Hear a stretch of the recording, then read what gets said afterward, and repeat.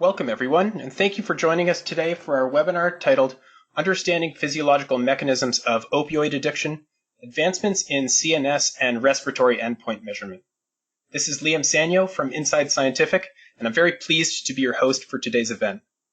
This session is sponsored by Data Sciences International and will feature Dr. Ralph Leidick and Dr. Talley Lerczak, who will discuss the physiological mechanisms behind the opioid epidemic and present research on the effects of opioids on sleep and respiratory depression in mouse models.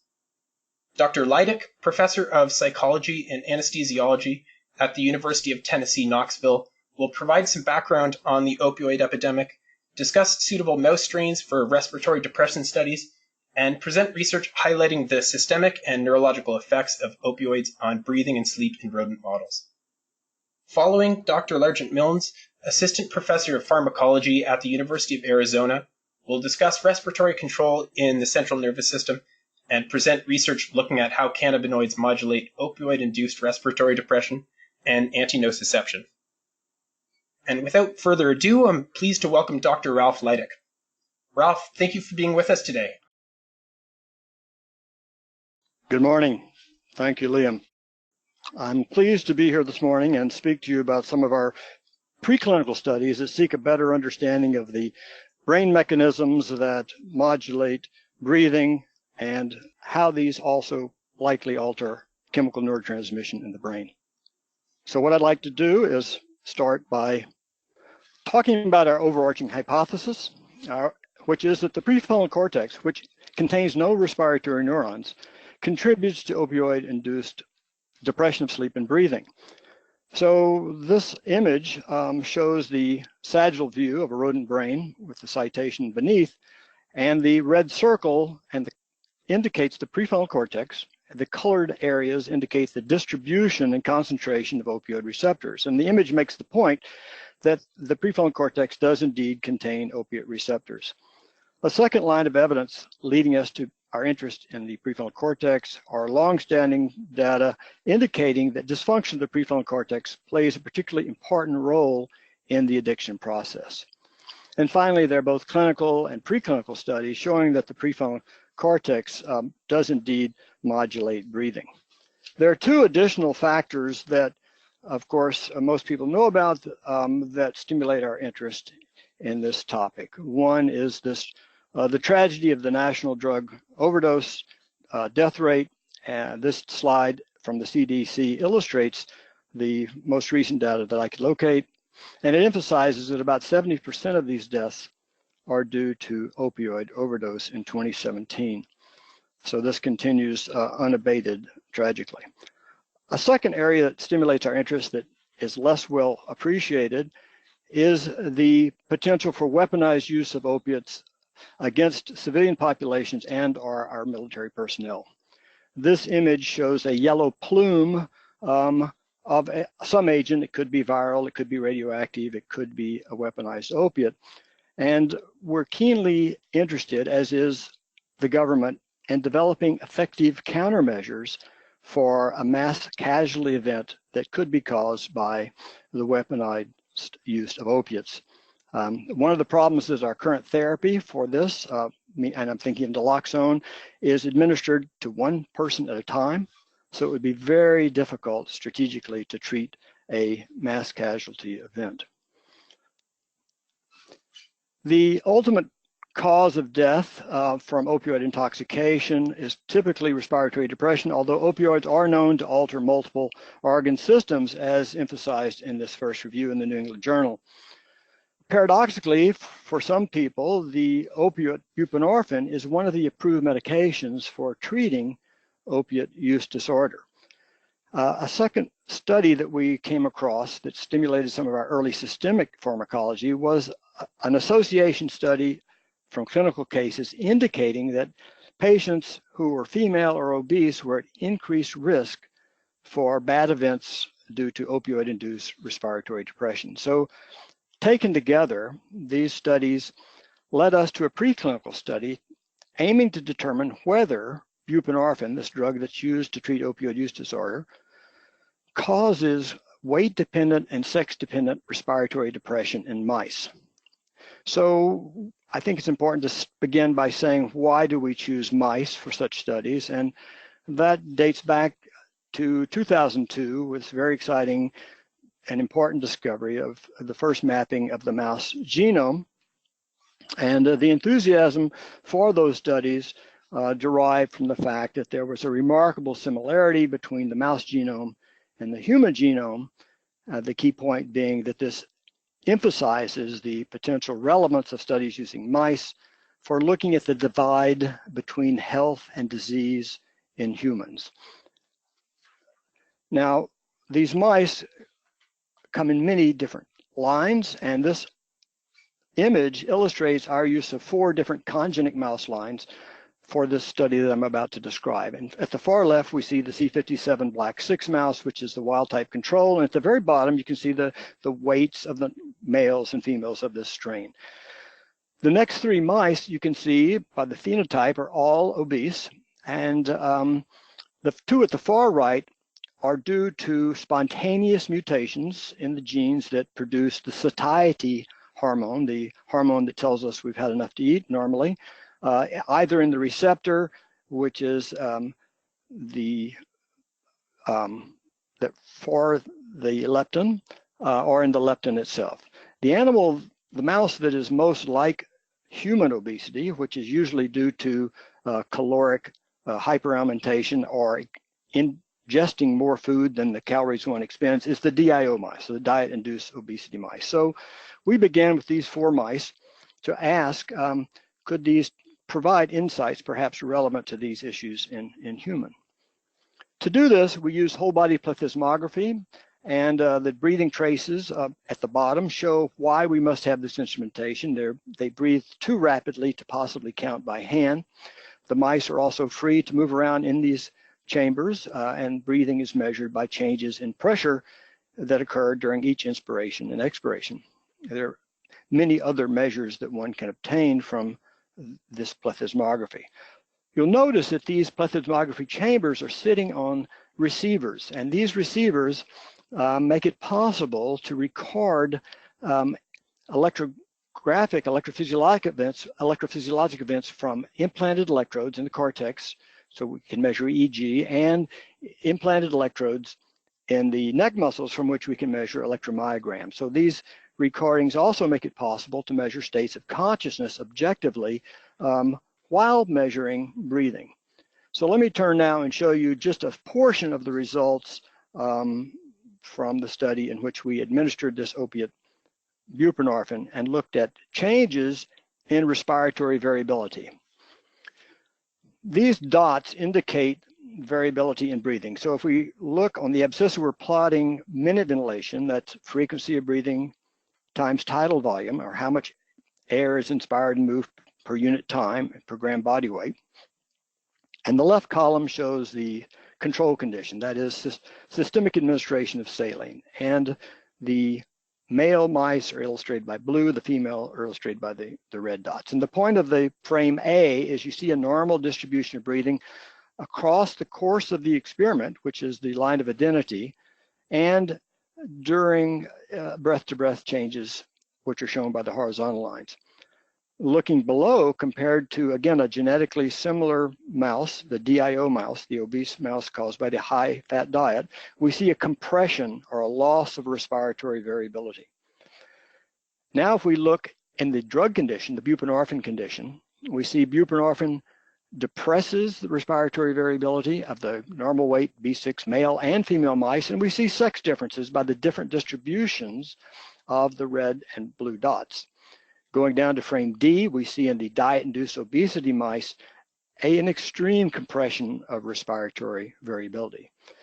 So the key point here is that having the ability to vary our breathing is what we do when we exercise, when we climb a set of stairs, and so on. So this suggests a significant change in breathing in these mice caused by an opiate used to treat respiratory variability and respiratory depression. As neuroscientists, we wanted to know, of course, what is the brain regions that modulate these effects. So in the next slide, I'm going to show you another series of studies. In this case, we're using the fentanyl opiate, and it's being delivered by microdialysis to the prefrontal cortex, as shown in the sagittal image of the mouse brain. And again, we're looking at minute ventilation as our dependent measure. The blue box shows what happens when we dialyze using only Ringer's control condition, whereas the green box shows the depression minute ventilation that occurs when we dialyze and deliver fentanyl to the prefrontal cortex. I mentioned earlier that we can implant these animals chronically with telemeters for measuring EEG and EMG, and of course those dependent measures allow us to score states of sleep and wakefulness. And these three graphs here plot the time during recording spent in wakefulness at the left, non-REM sleep in the middle, and rapid eye movement sleep in the far right. And the key for the abscissa shows our vehicle control in blue, and it makes the point that compared to vehicle control injection, systemic administration of morphine, fentanyl, or buprenorphine all cause a significant increase in wakefulness, a decrease in non-REM sleep, and an even greater decrease in REM sleep, and an elimination of REM sleep by buprenorphine or morphine sulfate. And of course, this is a huge problem for recovery because we know sleep is very important in aiding the recovery process. Now, the fact that we can record sleep based on these EEG data also points to the fact that we can study the EEG itself in greater detail. And I'm going to show you some of the emerging results from those studies in the next slide. Here we're plotting on the leftmost graph frequency of EEG in half hertz bends versus the power of the EEG signal. And the four functions you see there are identified as saline, fentanyl, morphine, and buprenorphine. And you can see from those four functions a decrease in EEG power differentially distributed across these three different opiates. It's traditional to group these for functional studies into different groups identified on the right panel as delta, theta, alpha, and beta rhythms, and the frequencies below those are identified. And it makes the same point just in another visual way, and we can see that particularly for the delta frequency and theta frequency, the significant decreases in spectral power caused by buprenorphine and morphine. Now, these EEG changes, of course, reflect changes in underlying neurochemistry. Neurochemistry is the lower level phenotype that regulates everything we've been talking about. And so, of course, ultimately, to understand this in a mechanistic and causal way, we want to know something about the lower level phenotype. So I want to close by describing some of these data in which these animals are implanted with a guide tube that allows us to place a dialysis probe in the prefrontal cortex of an intact animal. The brain contains no pain receptors, so we can do this humanely. The animals are free to groom. They exhibit normal grooming behavior, normal motor behavior, and we can then dialyze using Ringers for control and then use a liquid switch to remotely change the dialysis to Ringers containing an opioid. And these data illustrate results from the opioid morphine. The little vial above the mouse shows our sample of extracellular fluid that our dialysis probe provides. And we can then take that extracellular fluid and offline inject that into a tandem mass spectrometer for detailed analysis of multiple chemicals altered by the opioid. And the view at the right shows 8 of these neurotransmitters, illustrating the effects of, in this case, morphine on neurotransmission in the prefrontal cortex. At the lower right, these results are confirmed histologically to be within regions of the prefrontal cortex. The significance of such a finding, we believe, lies in the fact that it's going to cause all of us in the field to have an expanded view of how drugs alter the brain. In past, we, like many others, have given a drug, measured one neurotransmitter, and made the logical inference that that drug alters the cells modulating that neurotransmitter. What the new data suggests is that that may be a downstream effect. This really is a network approach and gives us great opportunity now that we're very excited to pursue to say, can we begin to characterize the chemical transmission in the network that's altered by these opiates.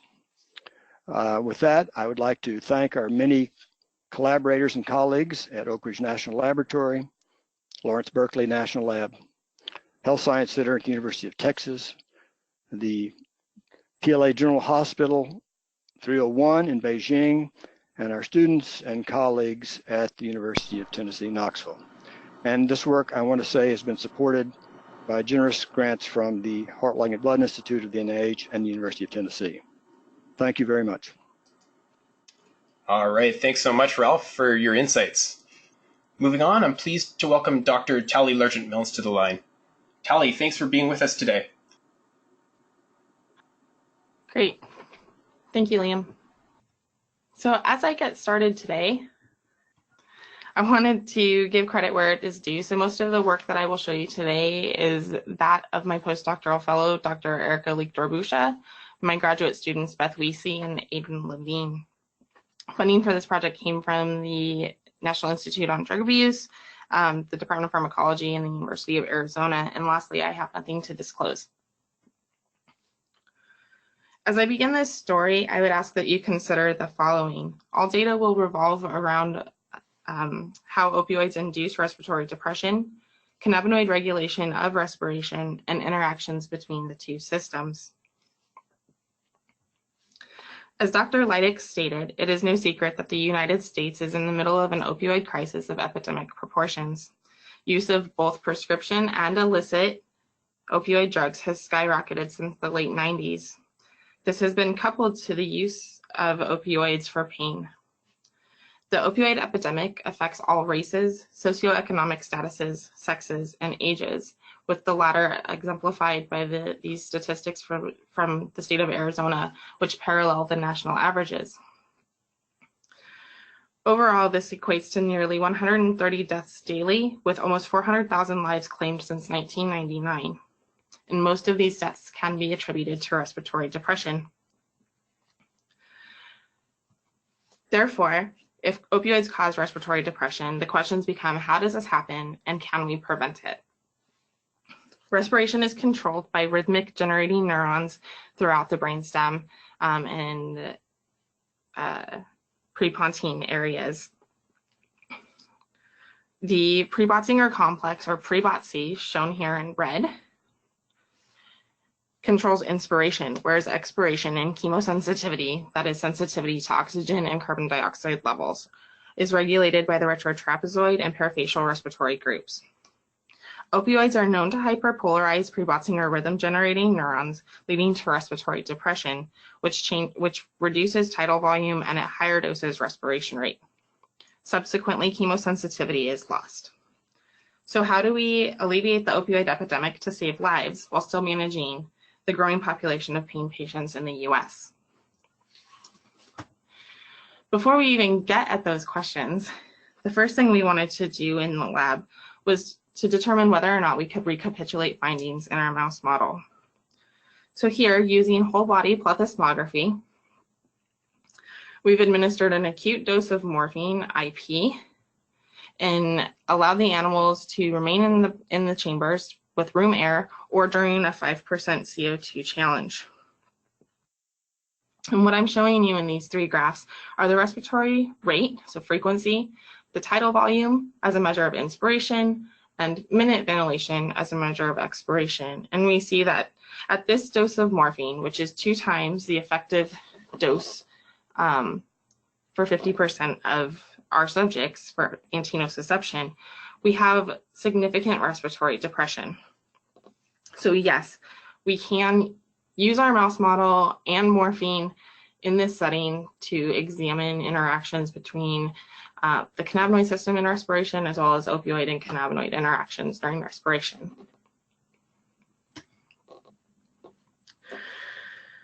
Which brings me to the second question. How do we prevent opioid-induced respiratory depression? While the U.S. has been, while the U.S. has been fighting the opioid epidemic, a concurrent petition to legalize cannabis for both medical and recreational use has emerged.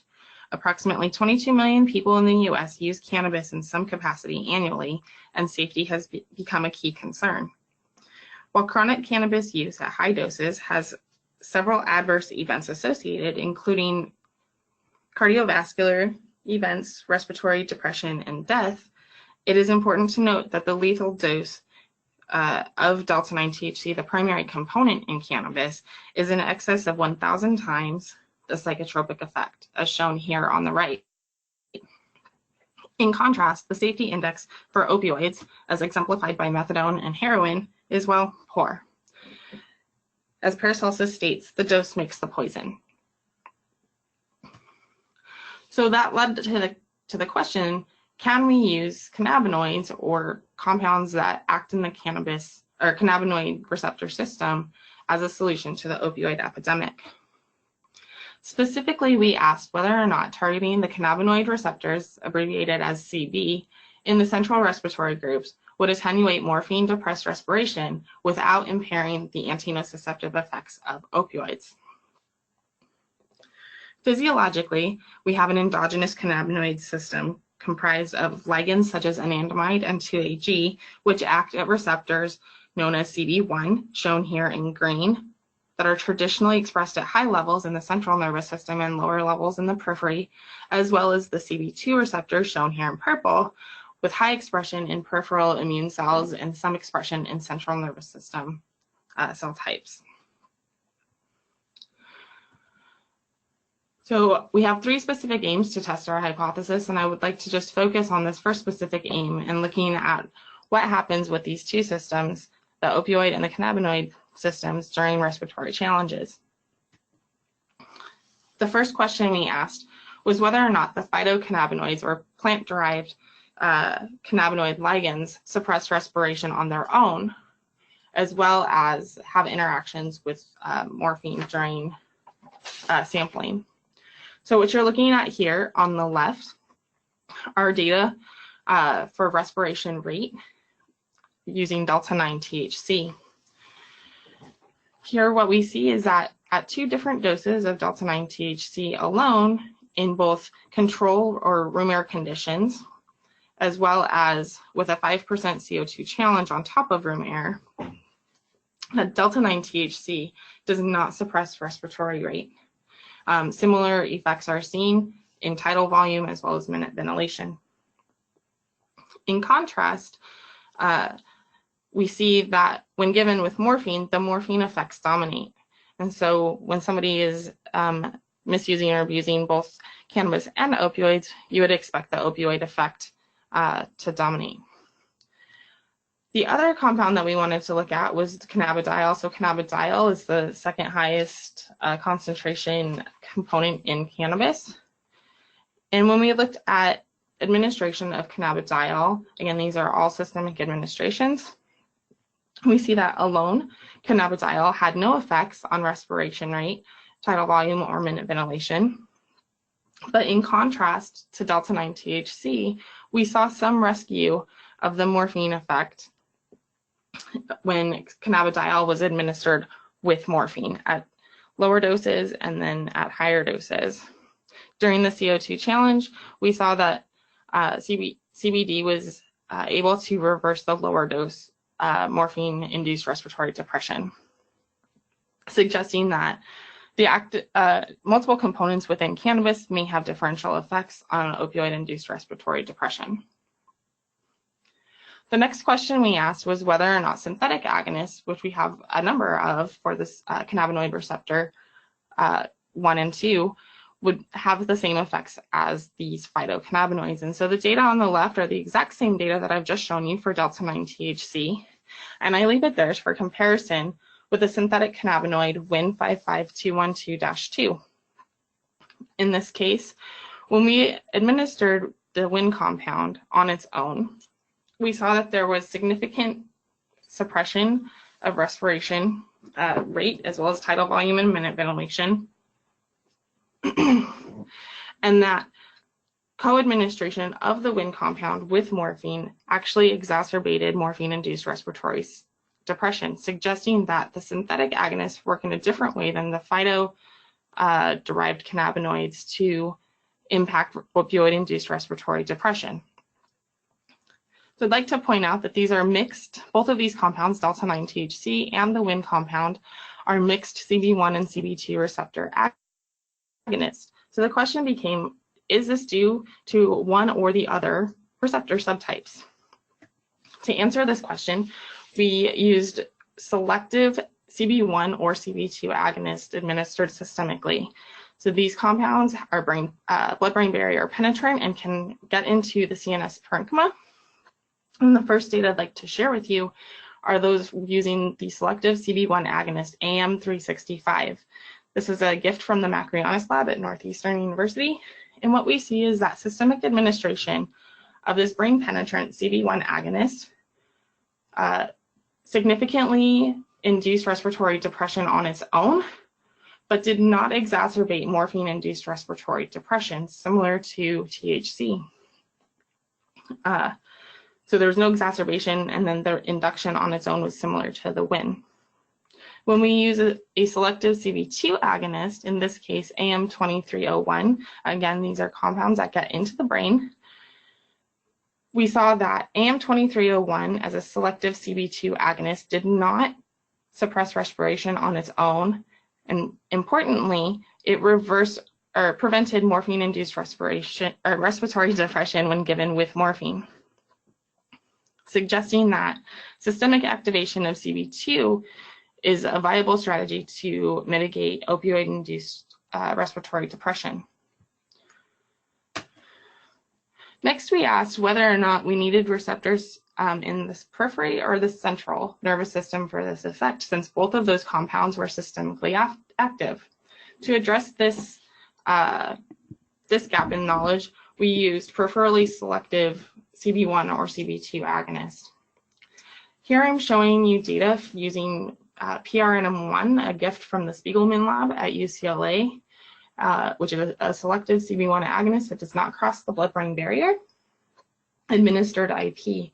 And what we see is that PRNM1 did not cause changes in respiration, in contrast to morphine, in either the control or the challenge condition, and it prevented morphine-induced respiratory depression when administered in tandem with morphine. Differentially, the peripherally restricted selective CB2 agonist, AM1710, again from the Macrianis lab, showed no effects on its own, suggesting that activation of peripheral CB2 receptors does not suppress respiration. However, in contrast to the systemically active CB2 agonist, we see that there was no rescue of the morphine-induced respiratory depression. Together with the previous data, these findings suggest that targeting central CB2 receptors or peripheral CB1 receptors may be viable strategies to limit morphine-induced respiratory depression. So I've shown you that we have two different strategies to address respiratory depression. Now the question became whether or not the anti-nociceptive effects of opioids, in particular morphine, were influenced by either compound. And so I'm just going to draw our attention right now to our previous work in Dr. Todd Vanderaa's lab, where we showed that the selective CB2 agonist JWH015 had synergy with morphine in acute inflammatory, neuropathic, and complex pain states, and dual administration of this compound with morphine attenuated reward liability as measured by condition-place preference. So our first natural question was, this compound that we've done so much work with, does it induce respiratory depression or on its own? And what we see is that, unfortunately, in counter to our hypothesis, JWH015 on its own induced significant respiratory depression, suggesting that, yes, we did indeed need to move on with a different compound to study as a lead. So the data I'd like to share with you on the pain aspect of it is AM2301. So as a reminder, AM2301 is a brain penetrant selective CB2 agonist. And these data I'm showing you here, we're using the tail flick assay where we assess measures of acute pain or antinociception in animals to a thermal stimulus, where a decrease in the tail withdrawal latency, which is a reflex, indicates pain, and alleviation of pain is noted as an increase in the tail withdrawal latency. What we see here is that AM2301 in this non-injured state of protective pain has no effect on its own. Importantly, when given with morphine, AM2301 plus morphine did not interfere with the morphine-induced anti-nociception in this model, suggesting that at least one aspect of opioid-induced anti-nociception is retained. So while many of the opioids in the US are prescribed by primary care providers, the second largest source of opioid prescriptions in the US comes from surgery. So we asked whether or not targeting the systemic CBT receptors with AM2301 would interfere with morphine-induced post-surgical anti-nociception. In this case, in our mice, we've done an incisional model, waited 24 hours, and then tested using von Frey filaments the mechanical allodynia using Paul withdrawal threshold as our model. So again, where we have a decrease in the Paul withdrawal threshold, that indicates the development of allodynia or the increased sensitivity to something that is not normally painful. We've dosed our drug, and then we've run a time course. And what we see here is, as expected, morphine-induced significant anti-allodynia in this model, and vehicle did not. In contrast to the acute pain measure where there was no injury, now we see that AM2301 on its own has some anti-allodynic effects, as well as the combination of AM2301 with morphine, suggesting that this particular compound may be a lead candidate to pursue, where we have a decrease in respiratory depression liability while retaining morphine anti-nociception.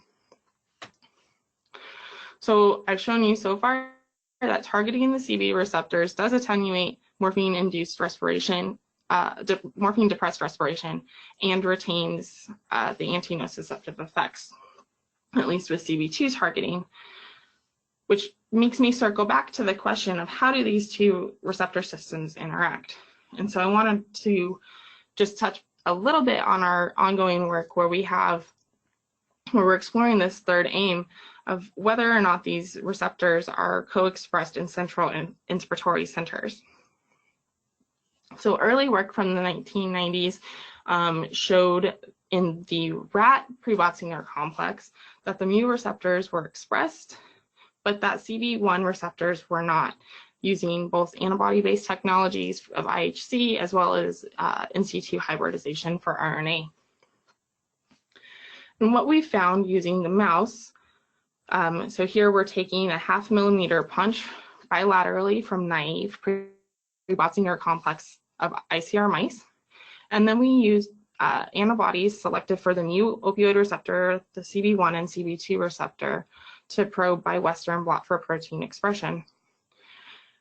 Here what we've seen is that in comparison to control tissue, so the periaqueductal gray, noted here as PAG for both mu and CB1, or the spleen for CB2 receptor expression, that mu opioid receptors are expressed in the mouse pre-Botzinger complex compared to housekeeping protein of beta-actin control, that CB1 receptors are expressed at low levels in the pre-Botzinger complex, and that CB2 receptors are expressed at much higher levels. So knowing that there are issues with G protein coupled receptor antibodies, in particular these three receptors, we wanted to have a secondary measure to evaluate expression of these GPCRs. And so we used qPCR to look for mRNA levels in these same punches, where we see relative to GAPDH as the housekeeping RNA, that CB1, CB2, and mu receptors are mRNA expression was also detected. Together, these data suggest that both the opioid and cannabinoid receptors are in the mouse pre-Botzinger complex, which we expected the opioid receptors, and now we can start to explore the cannabinoid receptor interactions. So specifically, we're looking at using selective antagonists to these receptors, gene editing techniques, some slice electrophysiology, and immunohistochemistry to really get at what cell types these receptors are expressed on and how synaptic relay is impacted by the co-administration of CB1 and CB2 targeting agents. So overall, I've shown you quite a bit of data, and I would like to just summarize that phytocannabinoids do not necessarily cause the same effect as synthetic cannabinoids, and that we have two viable strategies in addressing the opioid epidemic through modulation of respiration, and that would be targeting the peripheral CB1 receptors or the centrally expressed CB2 receptors. I've also shown you that using a brain-penetrant CB2 agonist, such as AM2301, would suppress morphine-induced respiratory depression while sparing the morphine antinociceptive effects. And that now we can begin to explore how these receptors are interacting in the Nospre-Botzinger complex. The big picture question that I posed very early on was whether or not cannabinoids could be used to treat the opioid epidemic. And I can tell you conclusively that cannabinoids are maybe the solution. Thank you for your time, and I will take any questions.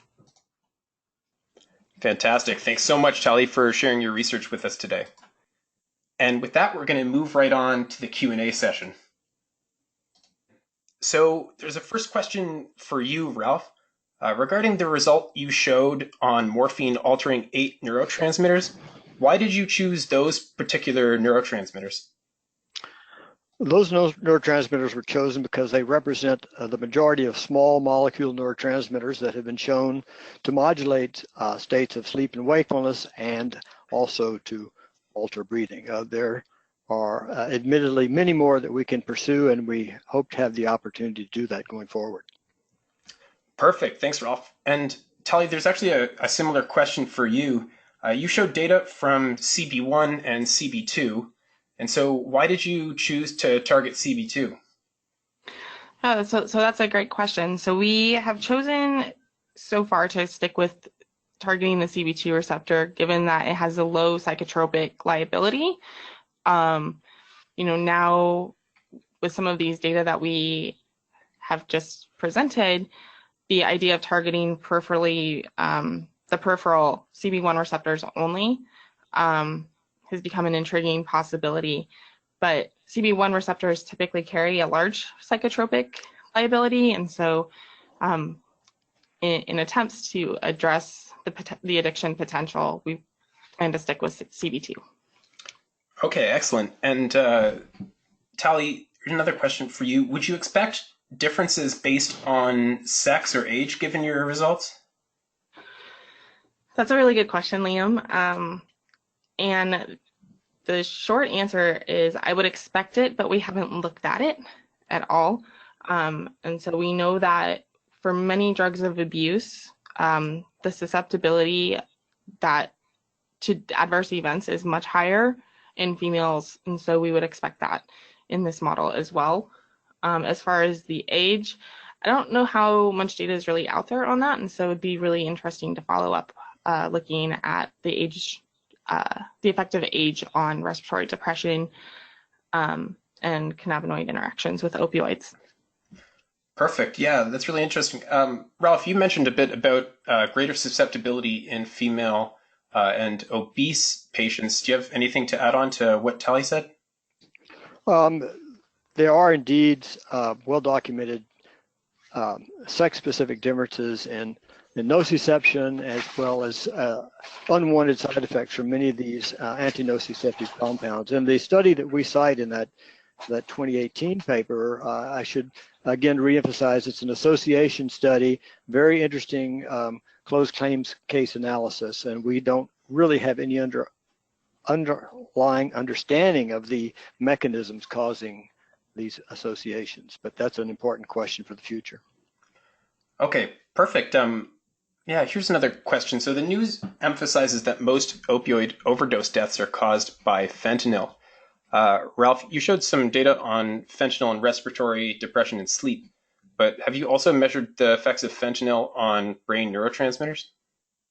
We have, and I didn't show those because those data are under review, and the particular journal where they're being considered very much appreciates not having any pre-publication of those data appear before there's been peer review. So that's an important question and one that we hope, again, to be able to pursue going forward.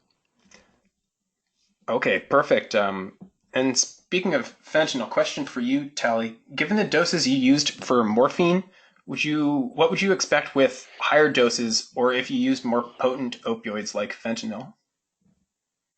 It's a great question, and again, one that we are currently pursuing. So we know that, in particular, chronic users of opioids require more opioid to achieve their effects, and that in some cases, you know, a long-time user can use a dose that would acutely kill somebody without prior exposure. And so we would expect that we would probably have to increase the cannabinoid ligand dose to overcome the opioid effect if we're looking at it as a reversal agent, or for a more potent opioid such as fentanyl. But from, you know, a different standpoint of maybe using a co-administration as maintenance therapy, we could maybe prevent the induction of respiratory depression from the beginning. Okay, perfect. Okay, question here about the EEG telemetry you talked about, Ralph. For your studies using telemetry to measure EEG and states of sleep and wakefulness, how long can mice be studied in this way? We have had mice that have been showing all signs of health, and these mice, I should add, are evaluated on a daily basis by a board-certified veterinarian, and these animals can be implanted and behave normally and be healthy for months at a time. 3 to 6 months is not an unusual finding for our current surgical implants. Perfect. Thanks, Ralph. Next question.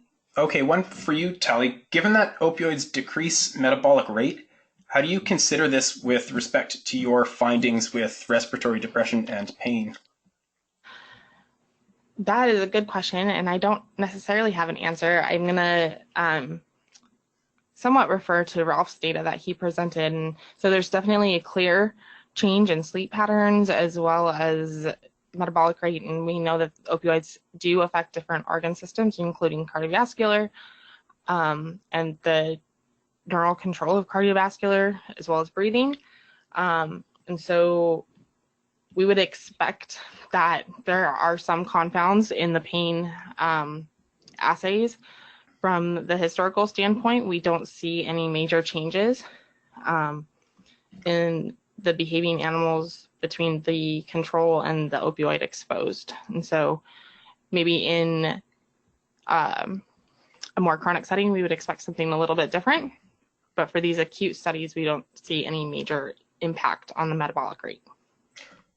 Perfect. Thanks, Talley. Ralph, do you have anything to add to that?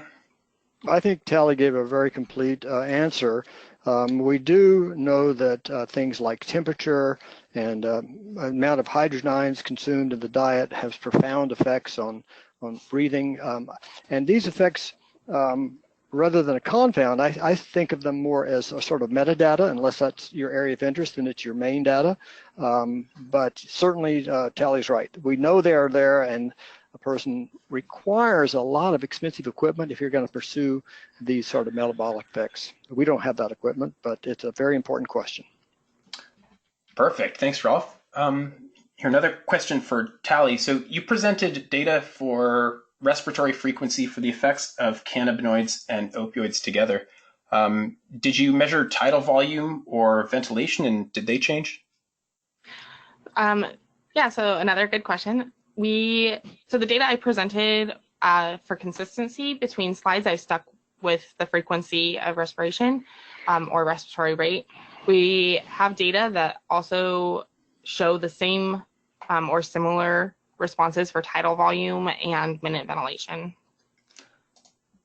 Perfect. Thanks, Talley. Yeah, another question here. So are there any interests or benefits to study apnea-related events tied to opioid-induced respiratory depression? And is this being considered in your study design? Maybe Ralph, you could go first. Well, one of the limitations that I must acknowledge of the rodent model, animals that have a horizontally located spine relative to Earth or where they're walking, tend not to obstruct so much as humans with vertically oriented spine. And I think so the airway is very well supported. We look at respiratory pauses, and there are many really elegant respiratory studies by others which do study apneic episodes that are drug-induced in mice. We have not pursued those right now. We just want to get our basic chemistry data associated with these changes in breathing. Perfect. Thanks, Ralph. Talley, do you have anything to add to that? Do you have experience with apnea? I don't actually. It's an interesting question that is beyond the scope of what we're working on right now, but maybe to consider in the future. Perfect. Okay. Talley, here's another question for you about the effects associated with the activation of peripheral CB1 receptors. Where do you think they are located to cause the observed effects? And where would be the main site of action, for instance, carotid bodies? Okay, so the question is, just so I can wrap my head around it, what is underlying the peripheral CB1 agonist effects for respiratory depression and where those receptors are, in particular with the carotid bodies. And I think if I had to foray into that field, the likely place is that these receptors are known to be on primary afferents, both cranial afferents as well as somatic afferents. In particular, I would say the vagal afferents, which will terminate in the nucleus of the solitary tract. And so the peripheral activity of CBT or CB1 on the vagal afferents would be my first guess if I had to look. Vagal afferents are also controlling carotid bodies as well. So that's where I would start, but we haven't really followed up on that yet. Perfect. Thanks, Talley. Ralph, here's a question just regarding the translatability of mouse models. Can you comment on the translatability? For example, does buprenorphine cause wakefulness in humans? Buprenorphine, I'm not aware of any studies that have looked specifically in terms of polygraphically determined states of consciousness in humans. I would bet dollars to donuts that indeed buprenorphine given to humans disrupts sleep. Actually, there are published data, now that I think about it, showing that it does disrupt sleep. Okay, perfect. Thanks, Ralph. Talley, another question for you. Experiments appeared to use concurrent treatment with cannabinoids, but have you also attempted a reversal of ongoing opiate respiratory depression? No, we have not attempted a reversal paradigm. Those experiments are underway right now. Okay, perfect. So I don't have any results for you. Talley, another question about for you. What purpose was the 0% carbon dioxide and 5% carbon dioxide in your study design? So when we say 0%, it's 0 additional percent. So that's room air. So there is some carbon dioxide in there. And that is to study respiratory depression under room air conditions. During respiratory depression, especially opioid-induced respiratory depression, you can get more robust results when you use a CO2 challenge. So in this case, we did a stable concentrate or percentage of 5% CO2 challenge on top of room air to exacerbate what was happening. Also, the reason that we chose that is that often, and I might end up deferring to Ralph on this one, but for anesthesia, during anesthesia, patients will often have changes in how they detect their CO2, and so CO2 levels can increase as well. And so that was another reason that we chose 5% CO2 as a challenge. Perfect. And Ralph, yeah, do you have anything to add to that? Well, I think Talley said it correctly. One of the things that all of these studies like to do is say, here's what a drug condition does under control conditions, and here is how it either accentuates or impairs a normal physiological response to a respiratory challenge. And so CO2 is such a challenge. Perfect. Thanks. And I think in the interest of time, we'll just make this next question the last one. So can you comment on the recent evidence from the Allen Institute indicating that individual cell phenotypes in the cortex of the mouse and humans have very significant differences between homologous human and mouse cell types, including marked alterations in proportions, laminar distributions, gene expression, and morphology? And in particular, how might that impact the understanding of the opiate response in rodent models versus humans? Ralph, can you cover this one first?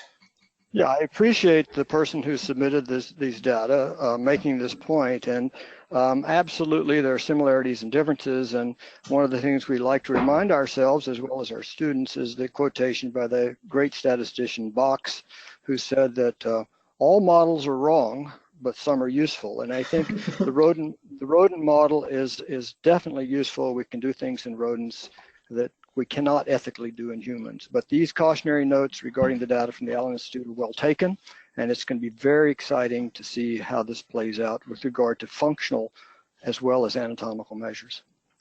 Perfect, great answer. And Talley, do you have anything to add to that? I don't. That was very eloquent. Agreed.